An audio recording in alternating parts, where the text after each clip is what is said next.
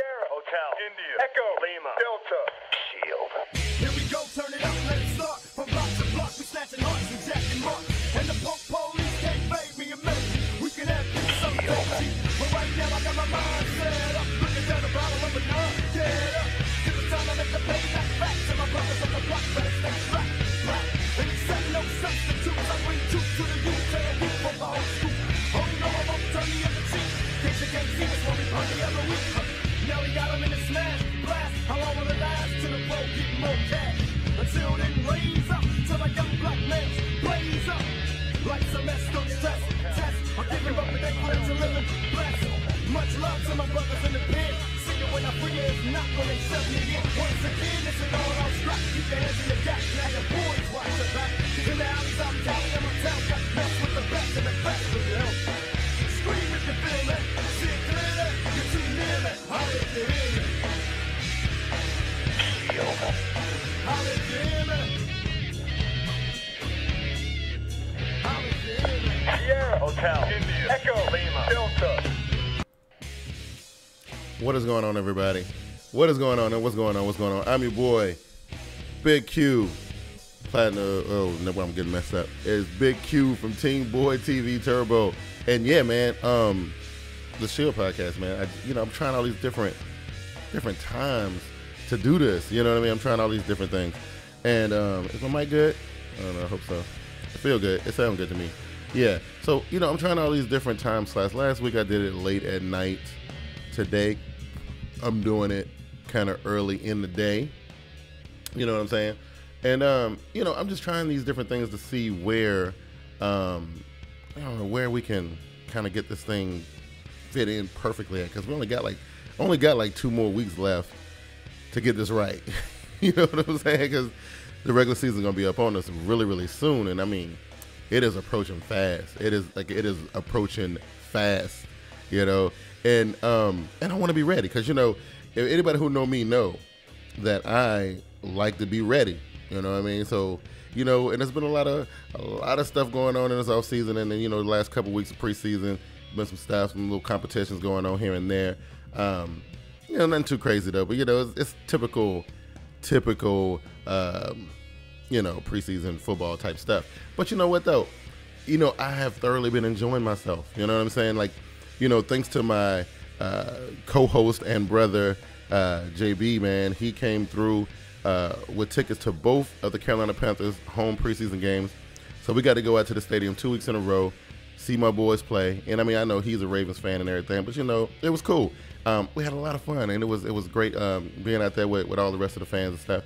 And that's why I cannot wait to get my Black and Blue podcast going again, because it was a lot of stuff going on with the Carolina Panthers, and it was good to be able to go out to the stadium 2 weeks in a row and be able to peep what my fellas was doing. But this ain't the Black and Blue podcast, and we are not talking about the Carolina Panthers today. We talking about some other stuff. But before I get into what's going on the show today, I want to give a big shout out to a couple people. I made mention of one of the homies, friend of the channel, Louis T. He had an interview with Burgundy Fly Guy on Burgundy Fly Guy's channel. I left a link to the video interview on the TeamBoydTV live stream last night. I will do the same thing for this one. There'll be a link to that particular video. I think it's good for any video maker, who doing this NFL thing to kind of take a look at, because I don't know. I just feel like these guys are doing it right. I mean, as far as, and y'all heard me talk about it before plenty of times, where I talk about the YouTube football community and this, that, and the third. I ain't gonna get into it right now. You know what I'm saying? But y'all guys have heard me talk about it before though, and these guys are going in the right direction. So I always like to give appreciation and credit where it is due. So yeah, those dudes did a fantastic interview. It was pretty long. But yeah, it was really good though. I definitely enjoyed it. So a link will be in the description whenever I get done, streaming this part right here. Now, what we got on tap today? Not a really, really action-packed heavy show today. We got, look, we got your boy Johhny Manziel is in the news again, and, because everybody know he lost his job. Well, he lost the starting job that he wanted so badly. We'll talk about that here in a second. We also been hearing smatterings and me and my brother was sitting at the stadium, last Sunday night, and we were watching the football game, and and it didn't really hit us, this whole illegal contact beyond the 5 yards of the line of scrimmage rule enforcement that's been going on so far this preseason. We knew about it, and we actually discussed it a little bit, in some previous TeamBoydTV live shows, but we never really felt the impact of it until we were at that Sunday night game at Bank of America Stadium. And, we're going to talk about that today.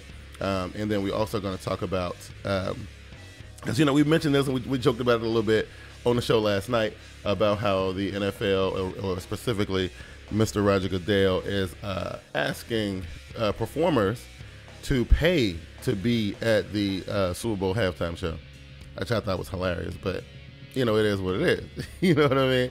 I think it's gonna be some interesting dynamic and interesting conversation, which I'm pretty sure is gonna kind of play out for the next couple of weeks or so, and that kind of thing. So listen, anybody who happened, I don't know, because this is a weird time of the day, so I don't know exactly how many people are gonna be watching live, but if you are watching live, you can join the conversation. You can tweet the show. Use the hashtag NFL Shield. The tweets will be displayed right there, on the stream and that kind of thing. So, with all that, I think that's all we got, right? Because I talk about some other stuff at the end of the show, some things that we got going on, and that kind of thing. So we are going to take our first break, and then when we return, we will talk about your favorite Cleveland Browns rookie quarterback, Johhny Manziel. You know what I mean? We shall return.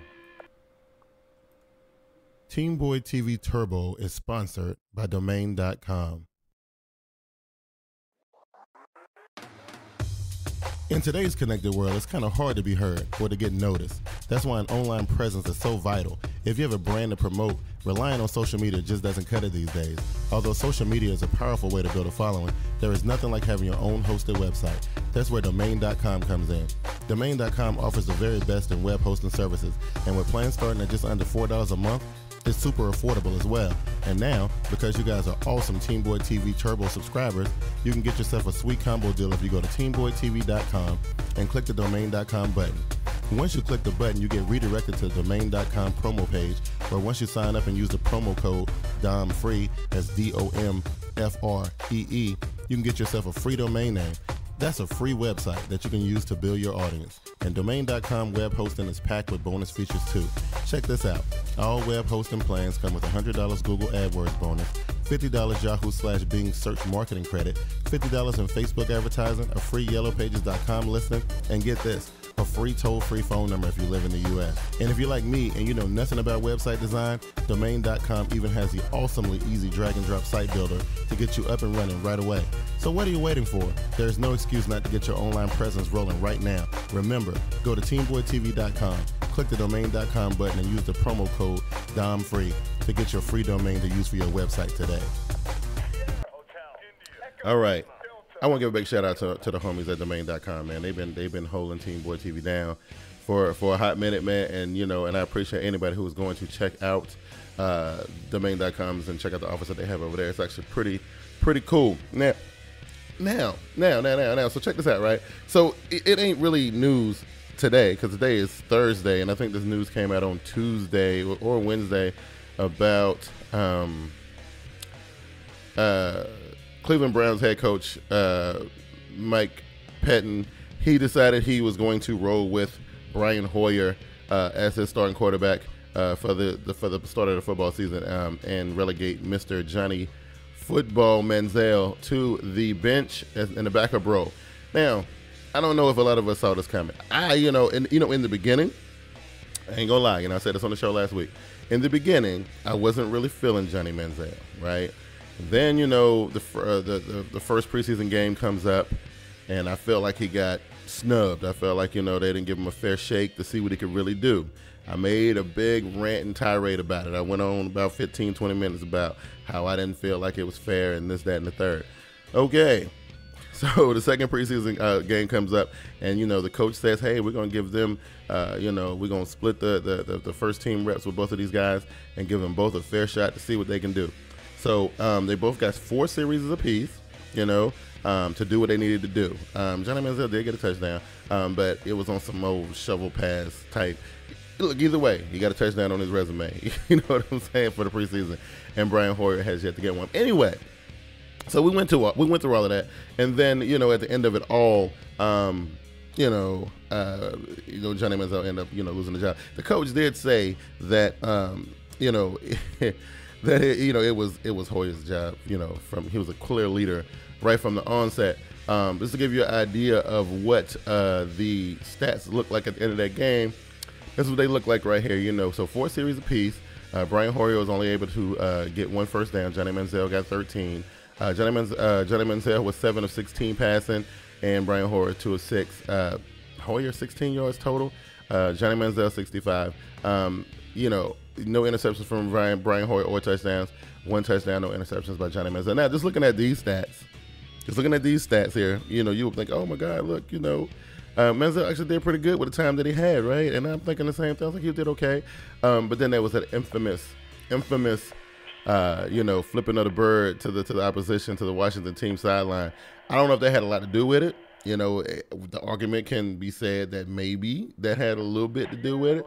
I'm not sure. You know what I mean? But I don't think in that particular time frame, and at that moment, Johhny Manziel should have did that on national TV. And considering the fact that he was in pretty much a scrap for the starting position that he wants so bad, and then a lot of people say that he deserves, and a lot of other people say he doesn't. I don't know. This is typical Cleveland Browns football, decision making, in my opinion. And I'm not saying that I think Johhny Manziel should be the one starting. I don't know. I mean, I watched him play. He's a rookie, so he does rookie style stuff. Versus, Hoyer, got a little bit more experience, and he's playing a little bit more conservative. So I don't know if you're the coach, you got to figure out how you want to handle that. But let's get into the story real quick. And it says, despite the rookie's effort, the Browns announced Wednesday that Hoyer will be the team's Week 1 starter against the Pittsburgh Steelers. Coach Mike Pettin said that the veteran was the clear leader from the beginning. Manziel will be Hoyer's backup for now. The Browns' decision doesn't have much impact on fantasy drafts because you'd be wise not to take a chance on either quarterback. Cleveland was 27th in total offense last season, and the team hasn't shown much improvement in the first 2 preseason games. They've scored just 2 offensive touchdowns in 8 quarters, both of them coming in the 4th quarter of Monday night's contest. Few, if any, fantasy owners are considering Brian Hoyer, while Manziel has a current 13th round average draft position on NFL.com. We expect that to change, but the rookie has a steep learning curve, and it shows. In addition to just learning an NFL playbook, he is still learning the dynamic of commanding a huddle, something he didn't need to do during his time at Texas A&M. Furthermore, Manziel has struggled with the accuracy in his first 2 games. No amount of running will make up for the points Johnny football fails to produce as a passer. So that's what it is, man. So Johhny Manziel is out. Brian Hoyer is in. The conversation now can turn to how long will Hoyer last, and how long will it be before we see the fans demand to see Mr. Johnny football play. So that's what we are with that. I think it's cool. I think it's all right. Going switching channels. We're gonna go and check out this other story that I've been reading. Right. So this everybody was, and look, this is what it really is. What it comes down to is everybody was talking all this crap about Seattle and their defense and how ridiculously awesome it was, or either how ridiculously they were cheating, putting all these hands on. They played a really, really physical style. And so the NFL saw this and they took a look at it, and it's like, you know what? We are going to enforce the illegal contact rule, and they have been doing it heavily. They have really, really been enforcing this rule. And like I was saying in the start of the show, me and my brothers at the Carolina Panthers versus Kansas City Chiefs game, and I'm sitting there as a Panthers fan, and I see the flags and stuff come out. On 2 separate occasions, it ended up being a really, really big penalty loss for yards for the Kansas City Chiefs, which resulted, inevitably into 2 touchdowns by the Carolina Panthers. Now, this is where it gets serious, right? Because those were 2 big chunks of yardage and it was, like I said, it resulted in 2 touchdowns because of this rule right here. Now, JB was sitting beside me, going nuts in his seat, like, oh my God, I can't believe, this is stupid, I hate it. Then he on his phone Googling the rule book and all this kind of stuff. He was quite upset about it, right? I want to know how you guys feel, because, honestly, it's a rule that's always been there. They are just strictly enforcing it this year based on what they saw those Seattle Seahawks defensive backs do to wide receivers last year. And, I, for one, I dig it, but, it is a little excessive. You know what I mean? It's a little excessive. They're getting maybe they're trying to prove a point. Maybe they're just trying to say, hey, listen, once we get our point made, by the time the regular season starts, these guys will calm down. And we don't really have to throw as many flags as we've been throwing over the last couple of weeks or so. Because when I look at this story right here, this is Carolina Panthers cornerback Charles Godfrey. He said, I think every game I've pretty much watched, I've seen it called on somebody. As a defensive back, you're just going to have to jam, get off, and just run with the receivers. The stricter policing of illegal contact comes a year after Seattle Seahawks physical defensive backs clutched and grabbed their way to the league's #1 defensive ranking and a Super Bowl victory against the Denver Broncos. The rule regarding illegal contact defined as defenders making contact with receivers more than 5 yards from the line of scrimmage while the quarterback is in the pocket. It hasn't changed, but the league has made it a point of emphasis, as evidenced by all the flags through the first 2 weeks of the exhibition schedule. According to NFL analyst Brian McIntyre, officials called 27 illegal contact penalties during the first week of exhibitions. That's more than the 18 illegal contact flags that were thrown during the entire 2013 exhibition schedule. So critics like New York Jets coach Rex Ryan see it as another move to help offenses in a league in which the passing game is king. Panthers cornerback Antoine Cason is concerned an uptick in the penalties will affect the flow of the game. While some players and coaches predict the flags won't fly as often during the regular season after officials have made their point, the league's head of officiating, Dean Bianadrio, told Peter King of Monday Morning Quarterback that regular season games will be called the same exact way. We have to remain consistent. I knew we'd see a spike in calls when we put out these points of emphasis. What how you say this last name? Blandino told King. But coaches adjust and players adjust. They have to, and they know it. And we'll correct our officials when we feel they're being overzealous with certain calls.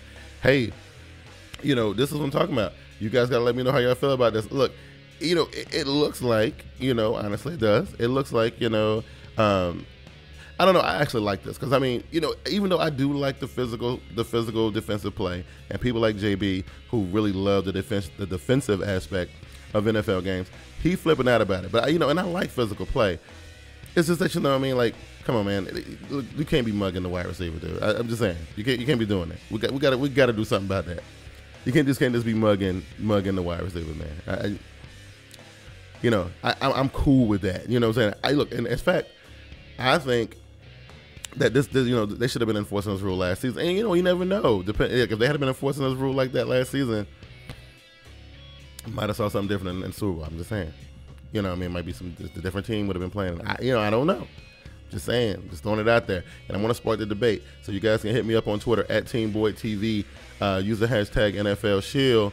Let me know how y'all feel about these things. Leave comment on YouTube. You can leave it in the comment box down below. Let us know, if you feel like the LOB Legion of Boom rule is a good thing or a bad thing for the game. You know what I mean? If it's a good thing or a bad thing for the game. So listen, that's one of the discussions that I wanted to have with you guys. And then when we come back from this last break we're going to talk about, this whole idea of Roger Goodell wanting to have performers pay to be at the Super Bowl halftime show. This should be good. I think it's going to be awesome. So, listen, we'll be right back, and then we'll talk about that, and we'll wrap the show up, all right? Regular season football is right around the corner, and with that comes the return of TeamBoydTV's flagship program, TeamBoydTV Game Time. Join Big Q and Vernie B live every Tuesday night during the regular season at 7:35 p.m., the premier online source for in-depth NFL news and analysis.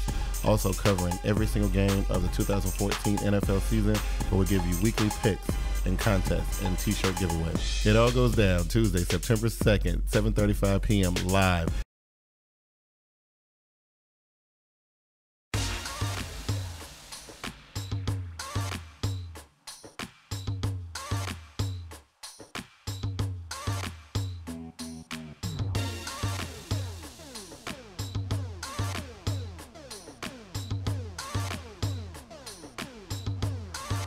Get social with TeamBoydTV. Like our Facebook page and join us every Sunday during the regular season for the TeamBoydTV Facebook halftime show.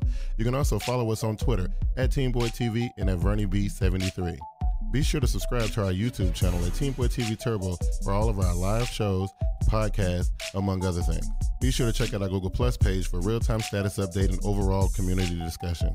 TeamBoydTV is also on Instagram, Spreaker, and iTunes. Once again, thank you for watching TeamBoydTV. To play at the Super Bowl, that is what the NFL is reportedly asking of potential performers in the next Super Bowl halftime show. So, what do we think about that? Melissa Francis, host of Money with Melissa Francis over at the Fox Business Network, joins us now to talk about that. Now, should we feel bad for these performers? I mean, they make a whole lot of money. No, it's true. I mean, you don't want to feel bad for anyone involved in this. They're all very well off. At the same time, I think it would be a surprise to a lot of people to know that in the past, these performers have done it essentially for free. Okay. You know, I mean, the NFL and the network and whatever covers the expenses of them coming, which are significant. That's millions of dollars to get the performer there with their entourage and their costumes and everything that's involved in that, but they weren't actually paid to perform before. Now they're saying, wait a second, we want these performers. It's such a fantastic platform for you. We want you to pay us for the privilege of coming and putting on a show. I was going to say they may not get paid monetarily, but they certainly get paid in terms of the amount of people that see them perform and perhaps some new fans that they garner. No, absolutely. I mean, last year, for example, there were 115 million viewers for the halftime show. That was more, by the way, than for the regular game, than for the football players. That was 113 million. But for that performer, it is double the audience that would see them at the Academy Awards, triple of who would see them at the Grammys, 11 times the MTV Music Awards. And a lot of those performers, Beyonce, for example, a couple of years ago, and Bruno Mars last year, immediately on Monday, they put tour tickets on sales, and those sales went through the roof. So they're definitely getting a benefit from it. But I would argue that the NFL and the network also gets a benefit. If more people tuned in to see the halftime show than to see the game, they're selling that to advertisers. So they're getting a financial benefit as well, the network and the NFL. It all depends on who's playing in the game as to what people are tuning in for. And why are they thinking about doing this? Do we even know that? Well, you know, I mean, they obviously see that it's a huge opportunity for the performer, and they see it as another revenue stream for the game, and expenses go up every year to put the game on, and they're looking for ways to improve their revenue. I mean, word is there are 3, you know, performers in the running right now, Rihanna, Katy Perry, and Coldplay, and they called the response chilly from those performers when they introduced the idea that they may have to pay them. But now, you know, sort of the cat is out of the bag, and even if these 3 performers don't want to pay, someone does. All right. It's a big opportunity. We have to go, but out of those 3, who would you like to see? Oh, boy, that's tough. I love Rihanna, I gotta say. Rihanna. Coldplay, too. Yeah. Katy Perry's pretty good. Yeah, Coldplay might be a little mellow. I think a little Katy mellow. Perry. What do you think, Bill? Who do you think? It's free publicity. Who do you think? So you're gonna play. You want to play. I get it. Let's get a break free here. Publicity for you, Bill. I hear you. So what do you guys think? What do you guys think? What do you guys think? How do you guys feel about this whole situation right here? Now, I am in the mindset of this should have been something. This was something that should have been going down a long time ago. You know, because look at it. You got to think of it this way. You know, the NFL first the NFL were bringing these guys, like we talk about the Michael Jacksons and Princes, and you know, and all this stuff from back in the day.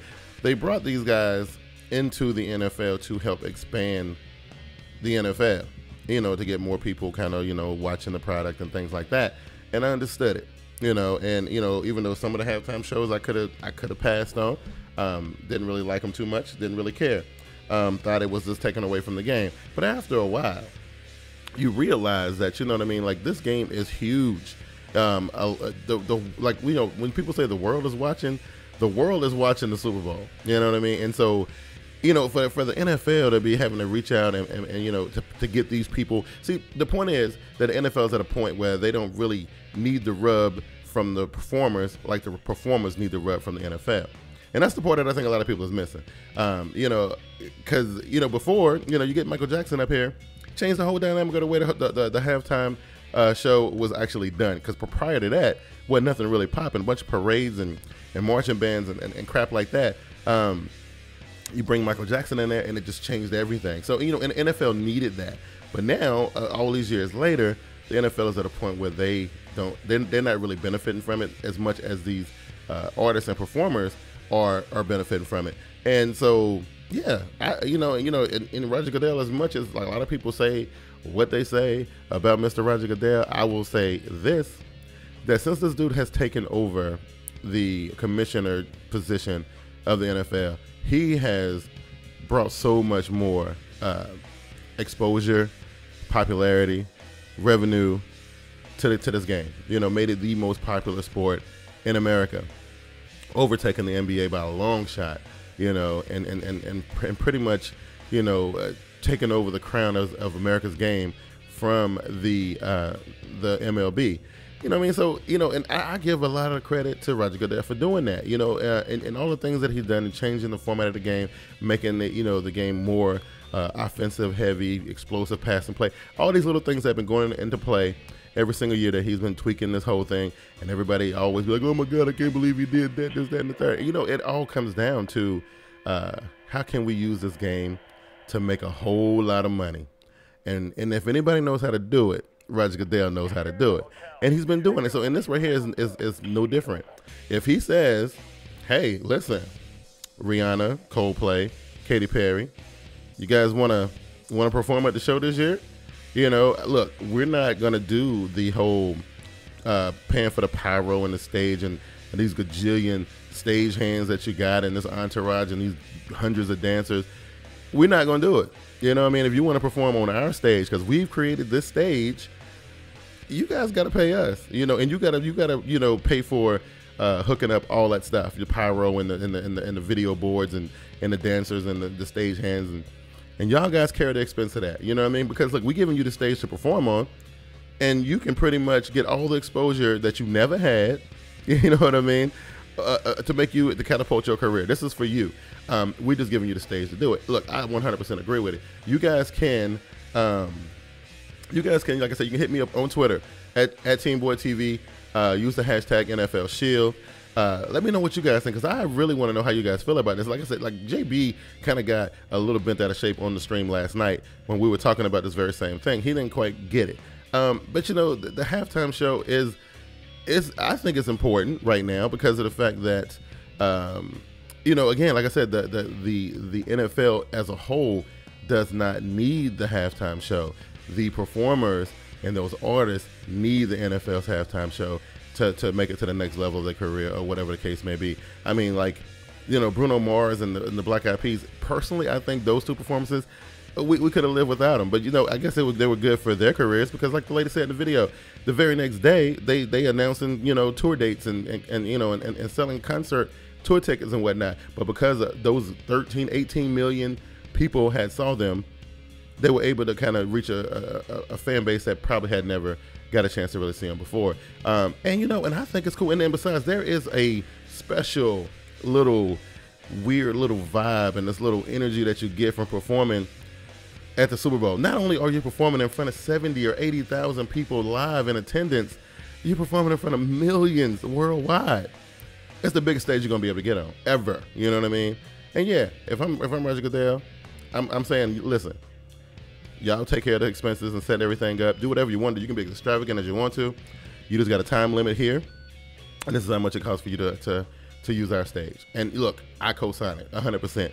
And that kind of thing. So listen, I want to thank you guys for joining me this afternoon for the afternoon edition of the Shield podcast from TeamBoydTV. So listen, we got a double header TeamBoydTV live next week. So we're going to be doing the NFC South and AFC West divisions both next week because can we do that? No, we might not. Yeah, I think we're going to be okay. Yes, we might not have to do that because I'm thinking that we had to do it, but we might not have to do it. But if we do, because I think we took a week off and we took a week off a little too early and it kind of messed everything up. But if we have to, we will do a doubleheader next week for Team Boy TV Live.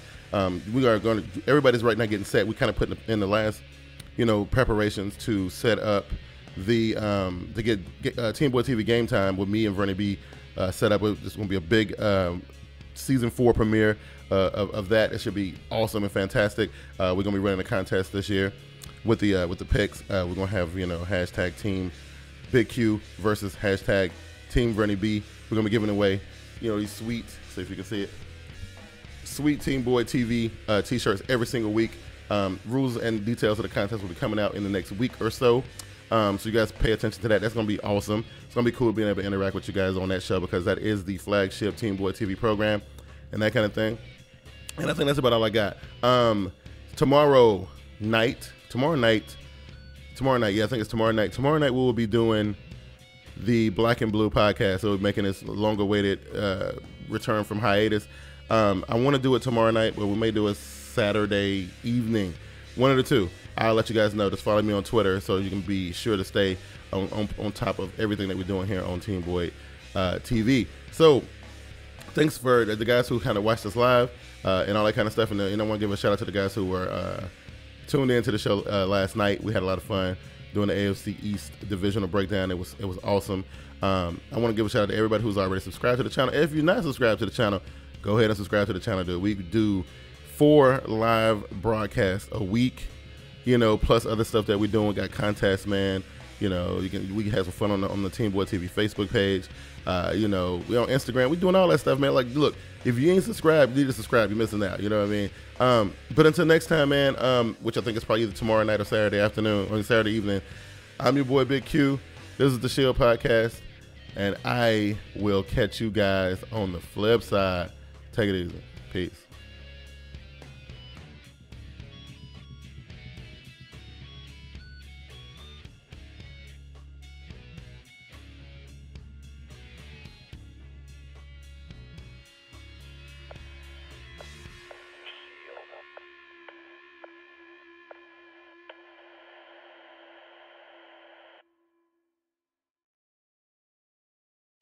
Sierra Hotel, India, Echo, Lima, Delta.